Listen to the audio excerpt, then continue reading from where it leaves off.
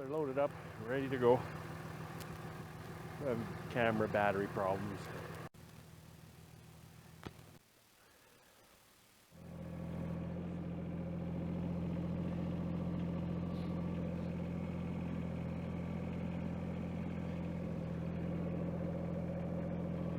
There we go.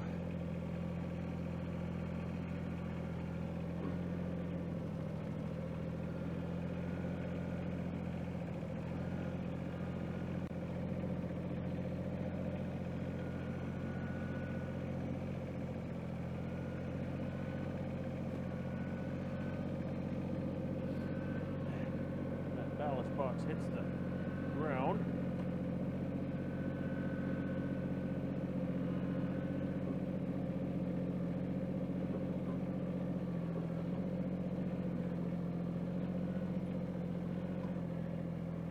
All right.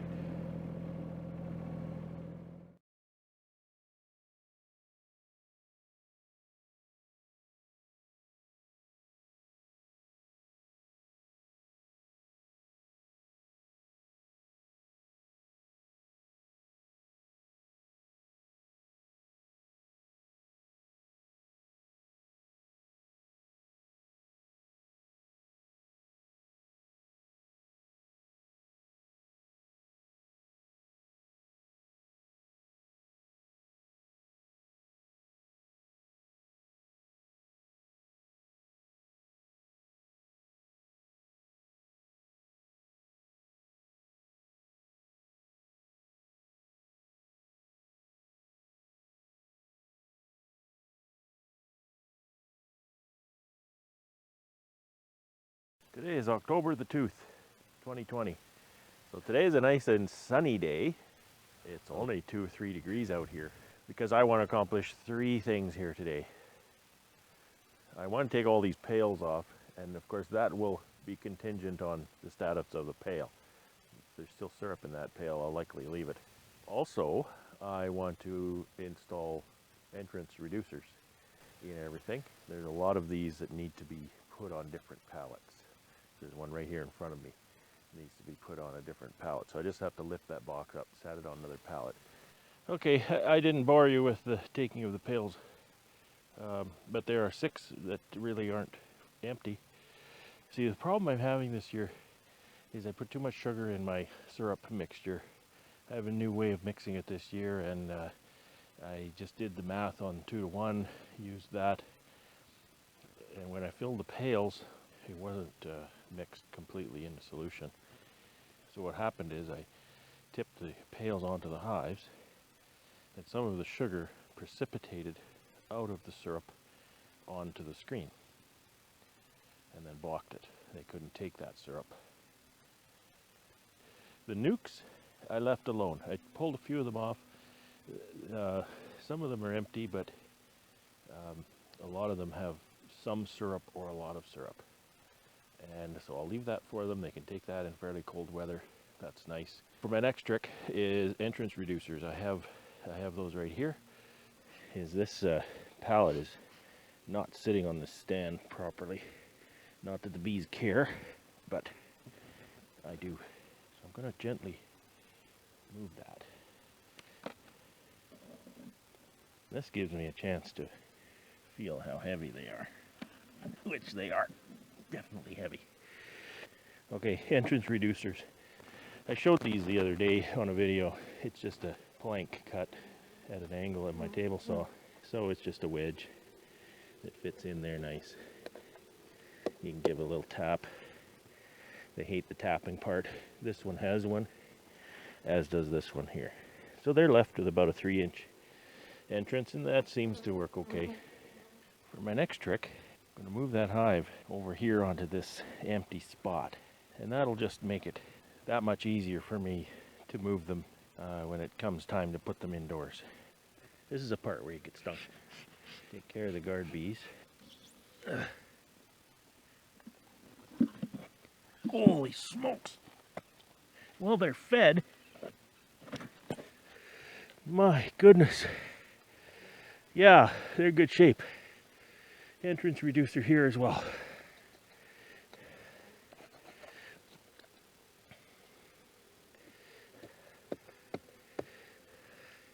To illustrate what I was saying earlier about moving a collie back instead of forward, I'll do that, just that here. So these two partial pallets need to be consolidated. I could move that one forward, but then my stragglers are left behind. So I'll move this one back, then my stragglers will be here. I'll just push that pallet up to the entrance, and they'll make their way in before long. It's nice to feel these really heavy boxes.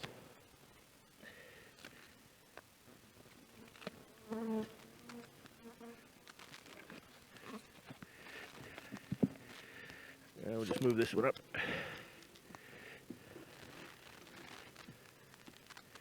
So I was called away for a few minutes, maybe 20 minutes. You can see how the bees on this bottom board have marched right into that colony I moved. So you can see how well that works. Give the guard bees something to think about.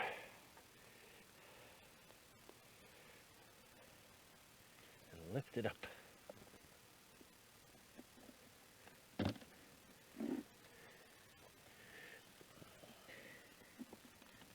Oh, another heavy one.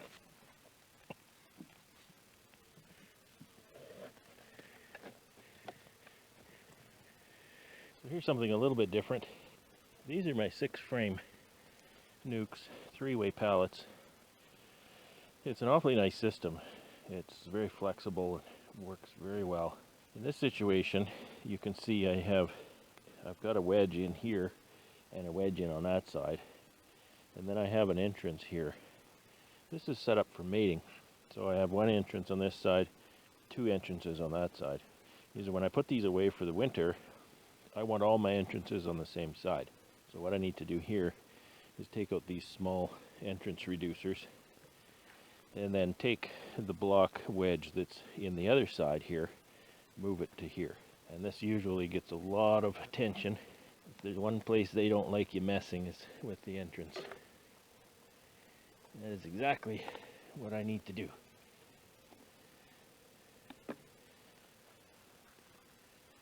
So I've got that out of the other side. I'll stick it in here, give it a little wrap. We'll stick these 2 in this side.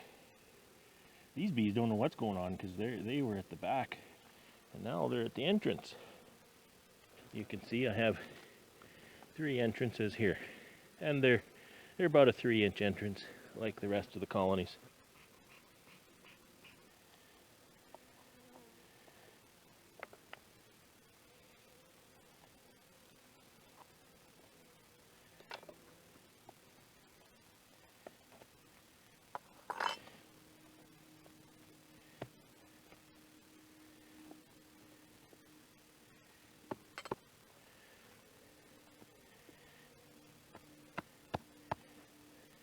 And they're ready for winter. These polystyrene boxes just get this short wedge that entrances. That's about it for today. All the entrance reducers are in. All of the consolidations are done.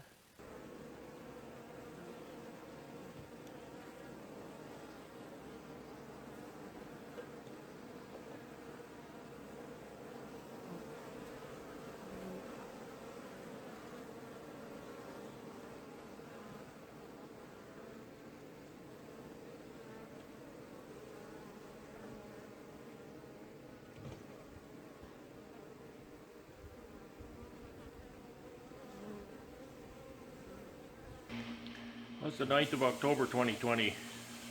You can hear my dishwasher running in the back there. Here doing a job nobody likes. I'm a little bummed out not going to get to spend Thanksgiving with family. The stupid COVID thing.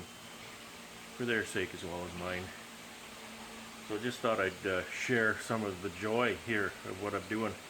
So I've got a good facility for it here. I've got a nice big sink. So my feed pails, and there's lots of them.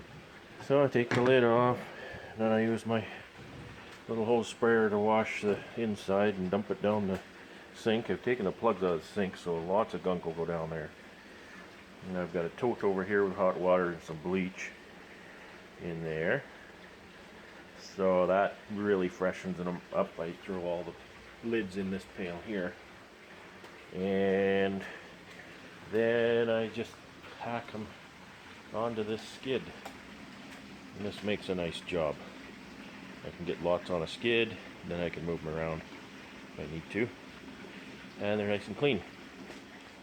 So I've got this many to do here. There's plenty more in the apiary. It's just a job that needs to be done. This is what fall is, right? It's not as much pressure, go, go, go, but there's a million things to do to get ready for winter. Besides just getting the bees ready, it's cleanup and organization. We get a lot of snow, so one of the things you need to do is make sure the yard is cleaned up. You end up with a bunch of crap all over the yard, then it snows, and either you can't find it, freezes to the ground so you can't move it, or you end up driving into it with a tractor or a vehicle or snow blower or something, so it's just not a good idea. So clean up the yard. Got my dishwasher over there washing a couple of big pails. It works pretty good. $20 dishwasher, not bad. So I hope you're having a good day, and for all my Canadian friends, have a happy Thanksgiving weekend. Today's October 17th, 2020. It's not an especially warm day, so what I want to do here today, you see I've got my hives stacked up here, and this is just convenience for moving them in. And it makes it a little easier to treat because I don't have to bend down to treat half of them. I just put the vaporizer in like that, which I like. So that's what I'm doing here today. I'm going to use oxalic acid vapor. Kitty is here to help, and she doesn't have a mask though, so I'm going to have to get her to go back to the house. She doesn't stick around long. She finds out that there's work to be done and she's out of here. Okay, I'm going to go through this. A lot of people haven't seen this done, and they ask about it. Oxalic acid is a naturally occurring acid from plants. You can think of rhubarb as having oxalic acid in it. Don't think you're going to treat your bees with rhubarb. That's foolishness.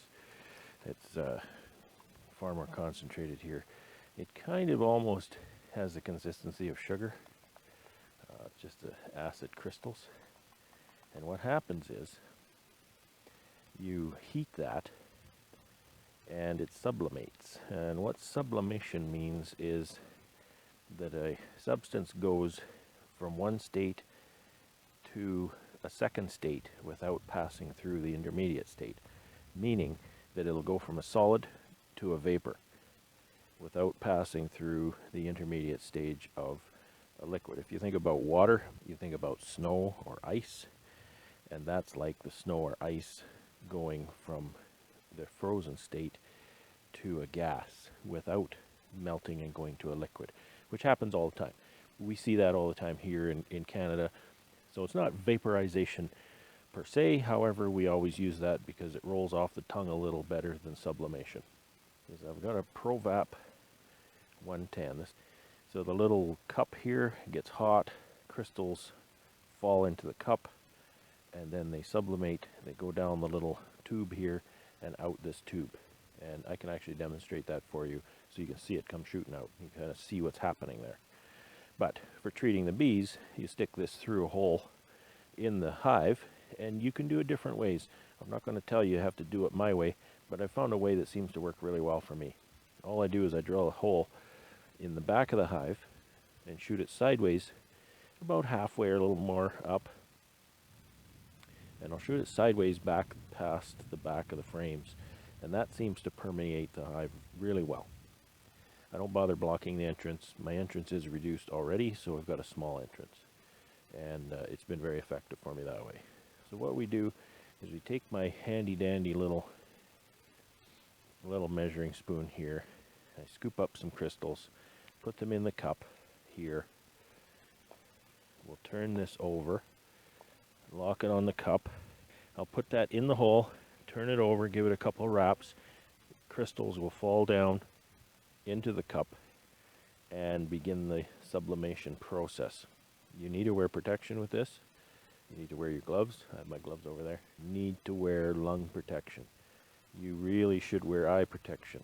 I like this 3M 6900 series mask Protects my eyes and my lungs at the same time. I'm not going to advise you which cartridge to use, because you need to call 3M and tell them what you're doing, and they will tell you what cartridge to use. If you invest in a good one of those, it's going to be at least a pain in the butt to use, and it's going to last you a long time. A little bit of crystal in there now. Well, you don't want to breathe that stuff at all.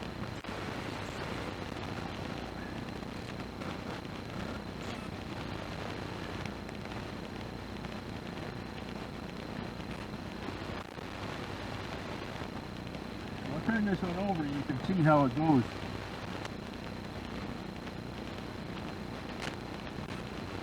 This is what happens in there.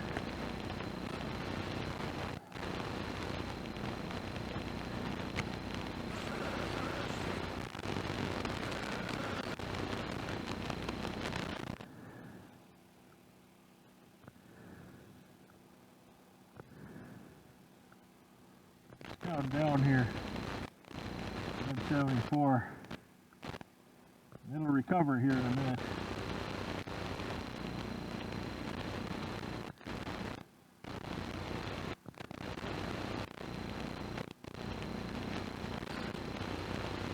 Once it gets back at 200, it starts to vaporize better.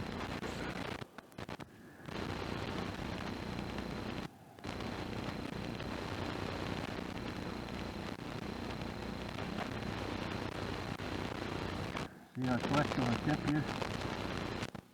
It cools on the tip and it kind of blocks it a bit.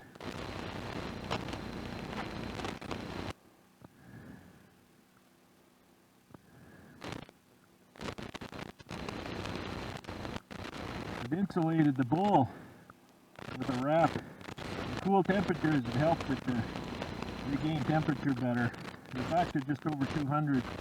It's pretty much done. I found that if you fill a hot cup, the vapor will, the crystals will kind of melt to the cup and work very well.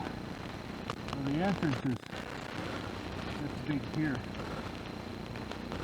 Some comes out, but it does permeate the hive quite completely.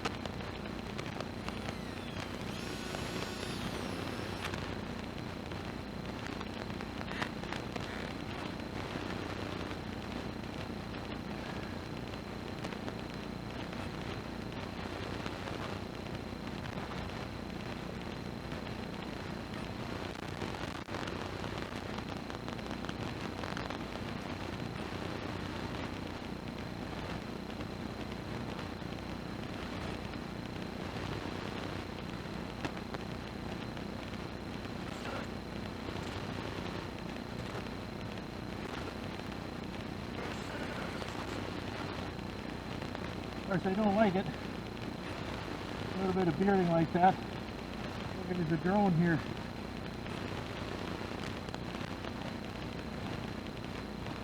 The 17th of October, and there's a drone in here.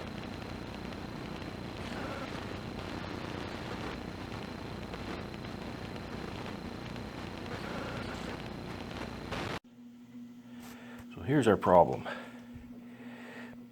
This tube is broken in here, and it's leaking and it's weak. I could pull it right off of there. I knew this was a weak part of this tool. This little copper tube gets hot and it takes a lot of stress There's a guy in the neighborhood who does air conditioning repair. So I'm headed over there. Fortunately, it's only about 3-4 miles away. And he said he'll take a look at it, see what he can do. So hopefully we have some success. I've taken the heating band off of it, and you can see the crack right there. So I don't know if he can fix that or not, but we'll see. The little tube broke off of my ProVap. Now, this is obviously very long. I have a tubing cutter. I'm going to back this off. I want it to be as long as practical. You know, I grew up on a farm, and farmers depend on their neighbors. And this is a prime example. I'm kind of getting late on my treatments. The weather is not looking like it's going to get any better. It's a Saturday. I live about 3.5 miles out of our little village. And there's a guy who lives there. He's a very successful appliance repair person. He does air conditioning work, etc. And so I knew that he would do copper work. So I went over this fella's place. Super nice guy. He welded a new little tube in there for me. It's a bit heavier than the old one, so it should be, it's plugged in, it's hot. So it's a little heavier than the old one. So I've rewrapped my bowl wrap here. So we're going to get back at it. That'll do.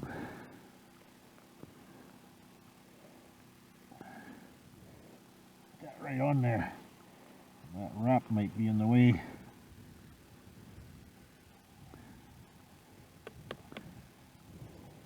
So that feels pretty strong. Well, I've been working at this 4 or 5 hours. I'd take time off to get that little pipe fixed. I'm sniffling and coughing a bit because no matter how much you try, I've got a little bit of a light beard here, so that mask sometimes doesn't fit perfectly. And boy, you get a little whiff of that stuff once in a while, it bothers you. So, you know, anybody who thinks they can vaporize oxalic acid and, you know, I'll stay upwind, I'll hold my breath. No, that's a hard no on that. You get a mask and you get a proper respirator filter in that mask. Protect your eyes too, and your hands. Wear gloves. I wear my leather gloves. It doesn't seem to hurt them too bad. You want to wash them afterwards. Wash the acid dust off of them. I'm not quite done. Sun's gone down. It's getting really cold. Supper's ready. Wife's got a turkey dinner for me tonight. That's really nice. So I'm going to clean up here. I'll finish the last ones tomorrow. Hopefully, you know, the days are not getting any warmer, but I think tomorrow's going to be okay still. So they'll go into winter nicely with some of those mites knocked back. Mite counts were low anyway. It's just, you know, good measure to do a round of OAV. Today's the 22nd of October 2020. It's only about 1 degree out here, maybe 2. It's very sunny, but there's a little bit of a north wind and it's quite cool on the fingers. I have quite a few of my hives don't have my patented polystyrene panels on, and I'm here to do some of that today. This is just it's a little dimpled washer. It's kind of nice. I'm not sure if you can see that, but it's got a little dimple on it, which works out quite well.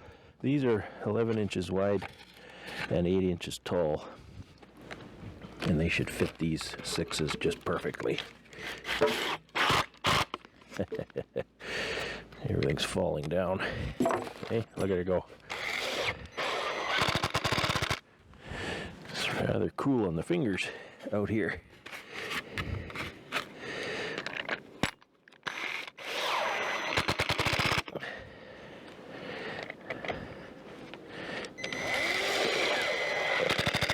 So overall this summer I've managed most of my hives with these panels installed.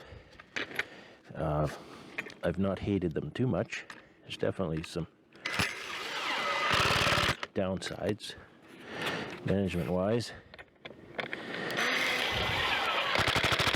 Little things like it's hard to see the entrance just from standing, you know, you're bending down and look at the entrance. I wouldn't bother doing this top, but it's a pre-cut piece, so I'll do it. Okay.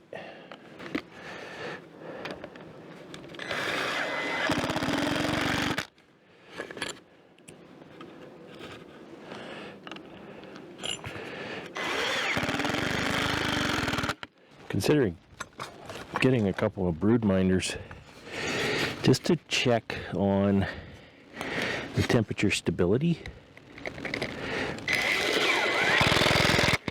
Maybe leave a few colonies as controls. Maybe put a couple of brood minders in there. Put brood minders in a couple of the polystyrene clad units. Just to get some visual on how that goes.